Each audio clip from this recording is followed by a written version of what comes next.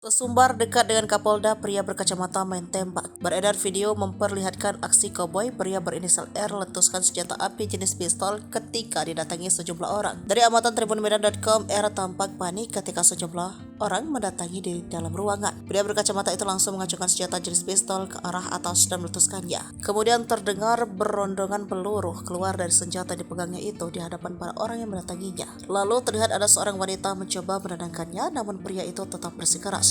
Informasi diperoleh oleh tribunmedan.com, kejadian ini terjadi di sebuah gudang di kawasan Jalan Gereja, Desa Sampali, Kecamatan Percut, Siutuan, Deli Serdang. Keributan tersebut dipicu akibat pria berinisial R yang meletuskan senjata itu didatangi oleh sekelompok dari salah satu organisasi pekerja. Kedatangan mereka ini lantaran R melakukan pemecatan secara sepihak terhadap karyawannya. Tim Polrestabes Medan merespon video viral aksi koboi seorang pria umbar tembakan di hadapan masyarakat di Desa Sampali, Kecamatan Percut, Siutuan, Deli Serdang, Sumatera Utara. Pria sesumbar mendapat senjata api dari Kapolda itu kini ditangkap. Polda Sumut menyatakan pria mengumbar tembakan itu berinisial R. Kabid Humas Polda Sumut Kombes Hadi Wahyudi mengatakan pria itu ditangkap Polrestabes Medan dan saat ini sedang menjalani pemeriksaan. Hadi memastikan senjata api itu bukan didapati dari Kapolda. R hanya mengaku-ngaku mendapatkan senjata api dari Kapolda.